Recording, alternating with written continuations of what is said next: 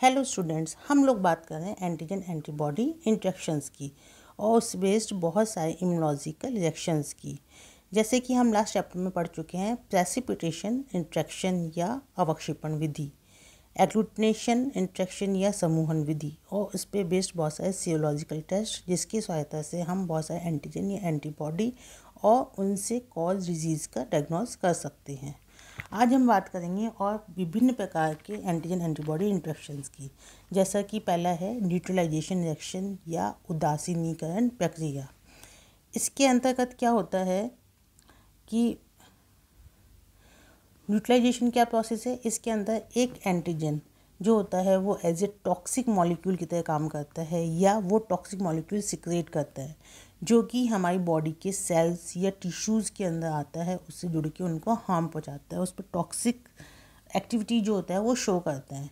अगर इन मॉलिक्यूल्स को पहले ही इम्यून सेल्स द्वारा एंटीबॉडीज़ द्वारा कवर कर लिया जाए और उसको उन टारगेट सेल्स से जोड़ने से रोक लिया जाए तो इस प्रक्रिया को हम बोलते हैं उस टॉक्सिक मॉलिक्यूल का उदासीनीकरण करना या उसका न्यूट्रलाइजेशन करना।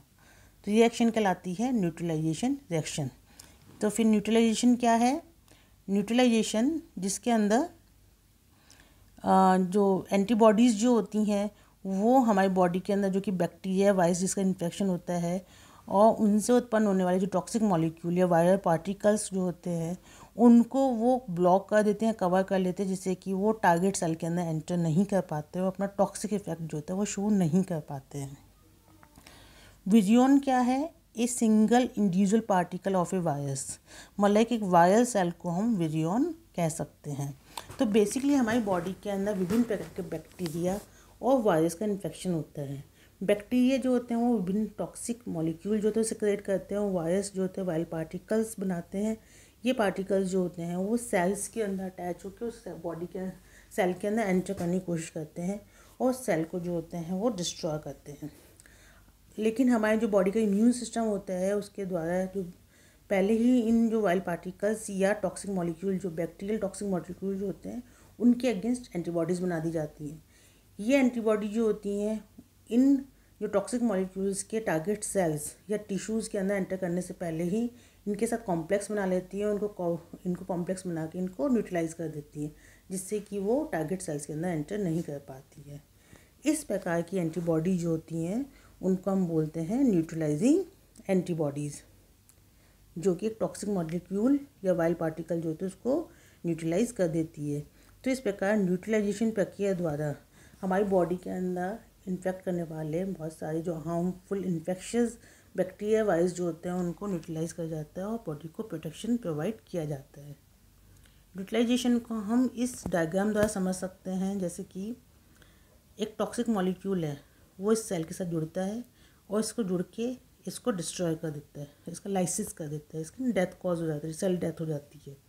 अगर इस टॉक्सिक मॉलिक्यूल के अगेंस्ट इम्यून सेल्स या बी सेल्स जो हैं वो एंटीबॉडीज़ बना दें और एंटीजन एंटीबॉडी जो होते हैं उनके कॉम्प्लेक्स बन जाए, तो अब ये एंटीजन्स जो हैं वो इस सेल्स के साथ जुड़ने के लिए अवेलेबल नहीं होते। तो अर्थात इन एंटीबॉडीज़ ने इन टॉक्सिक मॉलिक्यूल को कवर कर लिया, उनको बाइंड कर दिया, उनको न्यूट्रलाइज कर दिया। अब ये सेल्स टारगेट सेल्स जो हैं उनको नुकसान नहीं पहुंचा पाएंगे। बहुत सारे वायरस होते हैं, वायरल पार्टिकल्स होते हैं जो कि हमारे आरबीसीज जो होते हैं उनके साथ जुड़ते हैं और जब उनके खिलाफ एंटीबॉडीज़ बनती हैं तो आरबीसीज जो होते हैं उनमें हीम एग्लूटिनेशन होता है, उनमें क्लम्पिंग की प्रक्रिया होती है जिसकी वजह से आरबीसीज नष्ट होने लगती हैं। तो कई वायरल इन्फेक्शन होते हैं जिसकी वजह से हीमोलाइटिक एनीमिया कॉज होता है। अब अर्ली स्टेज में ही अगर जब वायरल इन्फेक्शन हुआ है और एंटीबॉडीज़ अगर बन जाती हैं तो ये एंटीबॉडी जो होती हैं इन वायरस को कवर कर लेती हैं, जिससे कि ये जो आरबीसीज इनसे नहीं जुड़ पाते हैं और हीमोलाइटिक जो एनीमिया वो कॉज नहीं पाता या आरबीसी डिस्ट्रक्शन नहीं हो पाता है। तो इस प्रकार न्यूट्रलाइजेशन प्रक्रिया द्वारा आरबीसी डिस्ट्रक्शन या हीमोलाइटिक एनीमिया को रोका जा सकता है। इसी प्रक्रिया पे बेस्ड जो हीम एग्लूटिनेशन इनहिबिशन है, इसी पे बेस्ड बहुत सारे डायग्नोस्टिक टूल, बहुत सारे वायरस जो होते हैं उनका डायग्नोसिस भी किया जाता है। अर्ली स्टेज में ही सीजम जो होता है उसको कलेक्ट किया जाता है और उस वायरस के अगेंस्ट एंटीबॉडीज़ जो होती हैं वो उसके अंदर डाली जाती हैं और साथ में आरबीसीज जो होती हैं वो उसके अंदर इनकॉर्पोरेट की जाती हैं।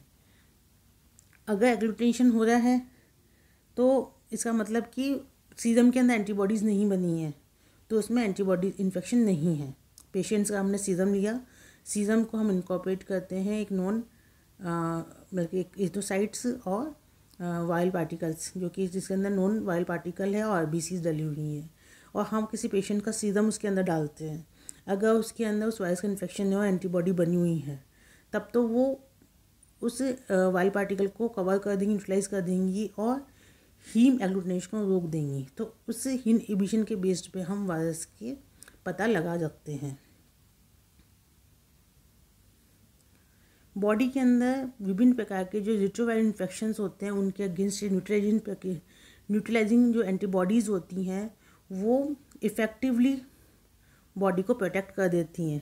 तो इस प्रकार ऐसे पेशेंट जिसमें कि रिट्रोवायरल इन्फेक्शन होता है उसमें रेडीमेड न्यूट्रलाइजिंग एंटीबॉडीज इनकॉर्पोरेट करके इन्फेक्शन से उनको बचाया जा सकता है। सेकंड एंटीजन एंटीबॉडी रिएक्शन से कॉम्प्लीमेंट फिक्सेशन। कॉम्प्लीमेंट फिक्सेशन में क्या होता है कि हमारी जो सीरम होता है उसमें लगभग 20 टाइप्स के कॉम्प्लीमेंट प्रोटीन्स पाए जाते हैं, ग्लोबुलिन प्रोटीन पाए जाते हैं जो कि इनएक्टिव फॉर्म में होते हैं। उनमें से मुख्य जो होते हैं वो 11 प्रकार के होते हैं, जिसमें से C1 to C9 नाम दिया गया है, जैसे C1, C2, C3, C4, C5, C6, C7, C8, C9 और DNB। ये 11 मुख्य प्रकार के होते हैं। उसके बाद अन्य प्रकार के कॉम्प्लीमेंट प्रोटीन या ग्लोबुलिन प्रोटीन जो कि सीरम में पाए जाते हैं, ये प्योर प्रोटीन या इनएक्टिव फॉर्म में पाए जाते हैं।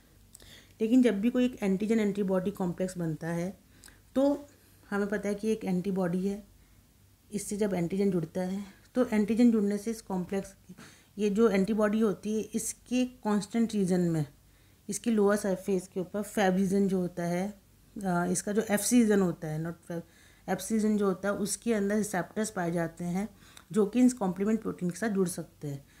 पहले ये जो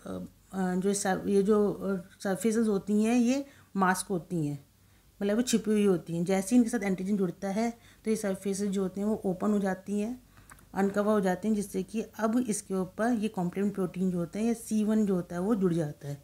इसके जुड़ते ही वो C1 को एक्टिवेट कर देता है। ये कॉम्प्लेक्स जो होता है C1 C2 को, C2 C3 को, C4 ऐसे अल्टीमेटली एक के बाद दूसरा प्रोटीन जो होता है वो एक्टिव फॉर्म में आ जाता है। और ये सारे कॉम्प्लीमेंट प्रोटीन जो होते हैं वो एक कैस्केड रिएक्शन या चेन रिएक्शन के द्वारा एक के बाद एक एक्टिवेट हो जाते हैं। एक्टिवेट होने से ये विभिन्न प्रकार की क्रियाएं जो होते हैं, इम्यून रिएक्शन जो होते हैं उनको एम्पलीफाई कर देते हैं, बढ़ा देते हैं। विभिन्न प्रकार की एक्टिविटी, इनसे बहुत सारे बायो प्रोडक्ट्स बनते हैं, अल्टीमेट प्रोडक्ट बनता है और वो विभिन्न प्रकार से कार्य करते हैं। जैसे कि फर्स्ट, इनसे बहुत सारे इन्फ्लामेटरी मेडिएटर्स बनते हैं जो कि बेसोफिल सेल और मास्ट सेल जो होते हैं उनको वो बस्ट करके डीग्रेनुलेट कर देते हैं। उनसे विभिन्न प्रकार के ग्रैन्यूल्स का सिक्रेशन करते हैं जो कि दूसरी इम्यून सेल्स जो होते हैं उनको एक्टिवेट कर देते हैं। सेकेंडली, जितनी भी जो ऑप्शंस होती हैं जैसे मैक्रोफेजेस या न्यूट्रोफिल्स, इनको ये एक्टिवेट कर देते हैं और इनके जो भक्षानुचरण जो प्रक्रिया होती है, ऑप्सनाइजेशन की जो प्रक्रिया होती है उनको ये बढ़ा देते हैं। जैसे कि अल्टीमेटली मैक्रोफेज और न्यूट्रोफिल जो होती है, जो भी माइक्रोबियल अटैक हुआ है या एंटीजेंस हो उनको वो एनग्लफ करके उनका भक्षानुचरण करके उनको वो नष्ट कर देती हैं। तीसरा, अल्टीमेटली जितने भी कॉम्प्लीमेंट प्रोटीन्स होते हैं वो अल्टीमेट एक मेम्ब्रेन अटैक कॉम्प्लेक्स बनाते हैं। ये मेम्ब्रेन अटैक कॉम्प्लेक्स जो होता है वो इस एंटीजन जो होता है, एंटीजन जिस सेल से जुड़ा होता है सेल में वो पोर बना देता है, छेद कर देता है, जिससे कि इसके अंदर फ्लूइड जाके और ये बस्ट हो जाती है, अल्टीमेटली सेल को वो नष्ट कर देते हैं। तो इस प्रकार कॉम्प्लीमेंट फिक्सेशन द्वारा पेशेंट के जो सीरम में जो एंटीजन एंटीबॉडी कॉम्प्लेक्स बनते हैं वो अल्टीमेटली एंटीजन्स जो होते हैं उनको वो डिस्ट्रॉय कर देते हैं और इस फिक्सेशन के बेस पे ही हम सीरम के अंदर प्रेजेंट एंटीबॉडी जो है उसको डेमोन्स्ट्रेट कर सकते हैं, उसको डायग्नोस किया जा सकता है। कॉम्प्लीमेंट फिक्सेशन को हम इस प्रकार से देख सकते हैं, इस डायग्राम से समझ सकते हैं। एक एंटीजन है जिसके ऊपर ये एपिटोप जुड़ा हुआ है, या एक सेल है जिसके ऊपर एंटीजन जुड़ा हुआ है। जब ये एक एंटीबॉडी से एक्शन करता है और ये एंटीबॉडी जो होती है वो अधिकतर IgG या IgA प्रकार की होती है। जब ये IgM प्रकार की भी हो सकती है, IgM प्रकार की, जब ये इनसे जुड़ते हैं तो इनके जो कांस्टेंट रीजन होते हैं, FC रीजन होते हैं, उसके सरफेस जो होते हैं उसके ऊपर C1 कॉम्प्लेक्स अब जुड़ सकता है। C1 कॉम्प्लेक्स जुड़ते ही एक्टिवेट हो जाता है। ये एक्टिवेट होते ही C2 और C4 को, C2A और B, C4 को C4A और B सेगमेंट्स में डिवाइड कर देता है। इनके ये सेगमेंट जो होते हैं वो C3 कन्वर्टेज को C3A और C3B में कन्वर्ट कर देते हैं। अब C3B जो है वो C5 को C5A और C5B में कन्वर्ट कर देता है। C5B जो है वो C6 को, C6 C7 को, C7 C8 को, C8 C9 को एक्टिवेट कर देता है। तो इस प्रकार कैस्केड रिएक्शन में C1 C2 और C4 को, C2 C4 C3 को, C3 C5 को, 5 6 को, 6 7 को, 7 8 को, 8 9 को एक्टिवेट कर देते हैं। और इसमें अल्टीमेटली C5B 6 7 8 और 9 मिलकर एक मेम्ब्रेन अटैक कॉम्प्लेक्स बनाते हैं। और ये मेम्ब्रेन अटैक कॉम्प्लेक्स जो होता है वो एक एंटीजन जिससे कि एपिटॉप या एंटीबॉडी जुड़ती है उसके साथ उसको ये बस्ट कर देते हैं। इसमें पोर बना देते हैं, इसके अंदर छेद कर देते हैं जिसके अंदर बॉडी फ्लूइड जाता है और ये जो सेल जो होती है, एंटीजन जो होता है वो स्वेल, ये फूल के बस्ट हो जाता है, ये ख़त्म हो जाता है। साथ ही इसमें बहुत सारे जैसे कि B और A सेगमेंट्स बनते हैं जो कि अलग अलग काम करते हैं। जैसे कि C3B C5B जो हैं वो बहुत ही ऑप्सोनाइजेशन जितनी भी ऑप्शनल सेल्स होते हैं जैसे कि मैक्रोफेजेज हैं या न्यूट्रोफिल्स या मोनोसाइट जो होती हैं उनसे जुड़ जाती हैं। उनको जुड़ के उनमें ऑप्सोनाइजेशन प्रक्रिया जो होती है उसको बढ़ा देती है जिससे कि ये सेल्स जो होती हैं अब एंटीजन एंटीबॉडी कॉम्प्लेक्स जो होते हैं उनको फैगोसाइटाइज कर सकती हैं। इसी प्रकार जो C2A C3A और C5A जो होते हैं वो इन्फ्लामेटरी मेडिएटर की तरह काम करते हैं जो कि बेसोफिल और मास्ट सेल को डिग्रेनुलेट करते हैं। इस तरीके से कॉम्प्लीमेंट रिएक्शन जो होती हैं उससे विभिन्न प्रकार की इम्यूनोलॉजिकल जो रिएक्शंस होती है, इम्यूनोलॉजिकल सेल्स जो होती हैं वो बहुत ज़्यादा एम्पलीफाई हो जाती है और अल्टीमेटली वो विभिन्न पाथ से वो इस तरह के प्रोडक्ट बनाती हैं जो कि वो जो एंटीजन इन्फेक्शन होता है जिससे कि एंटीबॉडी जुड़ी थी उस एंटीजन इन्फेक्शन को ख़त्म कर देती है, उससे शरीर को प्रिवेंट कराती हैं। इस कॉम्प्लेंट फिक्सेशन के ऊपर बहुत सारे टेस्ट जो हैं या सीरोलॉजिकल टेस्ट जो बेस्ड हैं, जैसे कि सिफिलिस को डायग्नोज किया जा सकता है वासरमान रिएक्शन द्वारा जो कि कॉम्प्लीमेंट फिक्सेशन टेस्ट द्वारा पे ही बेस्ड है। सिफिलिस को हमने पढ़ा था कि VDIL टेस्ट द्वारा भी डायग्नोज किया जा सकता है जो कि पैसिपिटेशन रिएक्शन पे बेस्ड था। बट वासरमान रिएक्शन जो होती है वो कॉम्प्लीमेंट फिक्सेशन टेस्ट के ऊपर बेस्ड होती है। इसी प्रकार किसी टिश्यू कल्चर में वायरस के इन्फेक्शन को भी कॉम्प्लीमेंट फिक्सेशन टेस्ट द्वारा डायग्नोज किया जा सकता है। इसी प्रकार gram negative bacteria and fungus का डिटेक्शन कॉम्प्लीमेंट फिक्सेशन टेस्ट द्वारा किया जा सकता है। तो कॉम्प्लीमेंट रिएक्शन द्वारा बहुत सारी जो डिजीज़ जो होते हैं उनको डायग्नोज किया जा सकता है या बहुत सारे वायरल इन्फेक्शन जो होते हैं उनको डिटेक्ट किया जा सकता है। नेक्स्ट है ऑप्सोनाइजेशन। ऑप्सोनाइजेशन क्या है? ऑप्सोनाइजेशन के अंदर बेसिकली IgG और IgE प्रकार की जो एंटीबॉडीज़ होती हैं उनके अंदर जो है सरफेस पाए जाते हैं, उनके जो FC रीजन जो होते हैं उनके अंदर सरफेस पाए जाते हैं जो कि C3B और C4B जो होते हैं उनसे अटैच हो सकती हैं। और ये जो होते हैं ये अटैच होके और फिर जो मैक्रोफेज एंड न्यूट्रोफिल सेल्स जिनके हम ऑप्शंस या जिनमें फैगोसाइटेशन कैपेसिटी होती है उनसे जुड़ जाते हैं, जिनको वो एफिशिएंटली उनकी जो एक्टिविटी जो फैगोसाइटोसिस वाली जो एक्टिविटी होती है उसको और ज़्यादा वो एम्पलीफाई कर देते हैं, बढ़ा देते हैं। इसके प्रोसेस में क्या होता है कि सबसे पहले IgG IgA IgM प्रकार की जो भी एंटीबॉडी होती है वो किसी एंटीजन जो होता है उसके साथ कॉम्प्लेक्स बनाती है। वो कॉम्प्लेक्स बनाने के बाद उसका जो FC रीजन जो होता है वो FC रीजन जो होता है वो न्यूट्रोफिल या मैक्रोफेजेस के ऊपर जो सरफेस पाए जाते हैं उनसे वो अटैच हो सकता है। अटैच होते ही अब मैक्रोफेजेस एंड जो न्यूट्रोफिल्स होती हैं वो एक्टिवेट हो जाती हैं और वो एंटीजन एंटीबॉडी कॉम्प्लेक्स जो होते हैं उनको उनका भक्षण कर लेती हैं, उनको फैगोसाइटाइज कर लेती हैं। या तो डायरेक्टली वो उनको फैगोसाइटाइज कर देती हैं या फिर ये IgG IgA IgM जो होती हैं वो कैस्केड रिएक्शन द्वारा जो कॉम्प्लीमेंट प्रोटीन्स जो होते हैं उनको एक्टिवेट कर देते हैं और इनके से जो बनने वाले C3B और C4B जो होते हैं वो ऑप्सोनिन जो मैक्रोफेजेस न्यूट्रोफिल्स जो होते हैं उनसे अटैच होकर उनको एक्टिवेट कर देते हैं।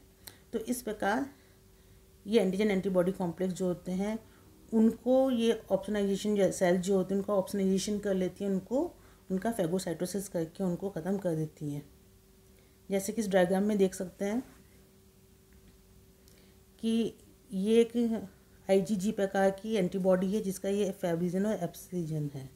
जब एक एंटीजन से जुड़ती है IgG प्रकार की तो इसके अब जो रिसेप्टर्स है इसका वो पार्ट जो कि मैक्रोफेजेस कोई भी ऑप्सोनिन है उसके रिसेप्टर से वो जुड़ सकता है। साथ ही ये जो एंटीजन एंटीबॉडी कॉम्प्लेक्स होते हैं वो C3b कॉम्प्लीमेंट सिस्टम जो होता है उससे भी ये जुड़ सकती हैं। उससे जुड़ते ही जो होता है ये इनके ऊपर रिसेप्टर्स पाए जाते हैं मैक्रोफेजेस या ऑप्सोनिन्स के ऊपर, जिससे वो अटैच हो जाते हैं।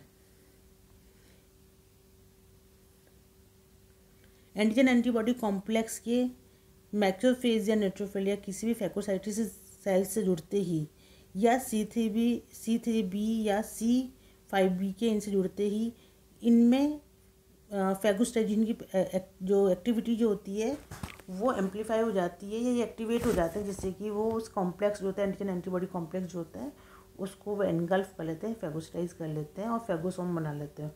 अल्टीमेटली जो मैक्रोफेजेस या फिर न्यूट्रोफिल जो होते हैं उनके जो लाइसोसोम्स में डाइजेस्टिव एंजाइम होते हैं वो इस फैगोसोम के एंटीजन एंटीबॉडी कॉम्प्लेक्स जो होते हैं उसमें एंटीजन को डिस्ट्रॉय कर देते हैं या उनको ख़त्म कर देते हैं। इस प्रकार उनका भक्षण हो जाता है और एंटीजन जो होते हैं वो ख़त्म हो जाता है। तो एंटीजन एंटीबॉडी कॉम्प्लेक्स बनते ही बहुत सारी रिएक्शंस हो जाती हैं, जैसे कि न्यूट्रलाइजेशन हमने पढ़ी, न्यूट्रलाइजेशन रिएक्शंस और कॉम्प्लीमेंट फिक्सेशन रिएक्शंस और ऑप्सोनाइजेशन रिएक्शन। अल्टीमेटली जितनी भी रिएक्शंस होती हैं उनका एम जो होता है वो जो भी बॉडी के अंदर इन्फेक्शन हुआ है या एंटीजन एंटर हुआ है जो कि हमारे सेल्स या टिश्यूज़ को डिस्ट्रॉय कर सकता है उनको ख़त्म करना है, और इस प्रकार ये हमारी बॉडी में प्रोटेक्शन या इम्यूनिटी प्रोवाइड करती हैं। Thank you.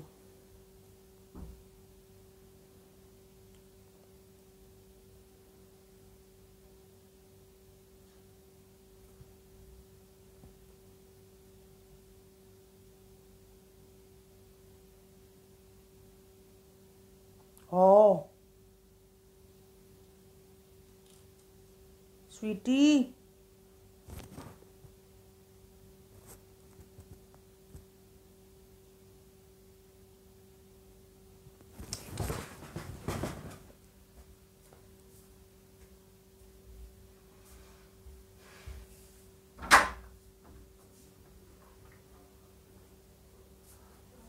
मेरा तो बहुत ही बुरा हुआ। पहली बार किया 16 मिनट का हो गया था, तो उसमें जो 3 रिएक्शन थी सेकंड तीसरे में अटक गई, कुछ गड़बड़ हो गया। तो मैंने वापस किया भी 15-16 मिनट का भी वापस किया, पूरा कर लिया, बहुत अच्छे से हो गया। और बैक करने के चक्कर में तो सेव ही नहीं किया, फिर देखा तो सेव ही नहीं हुआ। अब तो क्या करना और यार 15-16 मिनट में कितना टाइम होता है? मुझे झूठ मत बोलो। हाँ तो 2 बार हो गए ना, तो 30 मिनट हो गए ना। तो 30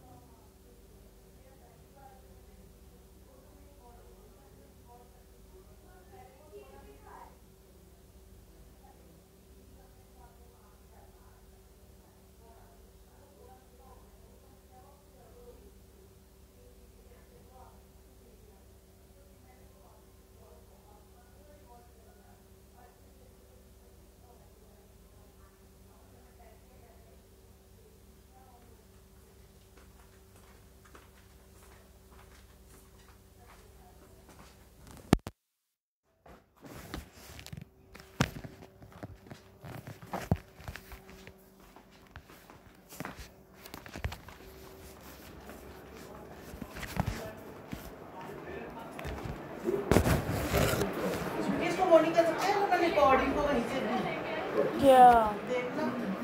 क्या नहीं कर सकते? रिस्टोर नहीं कर सकते क्या? रीस्टोर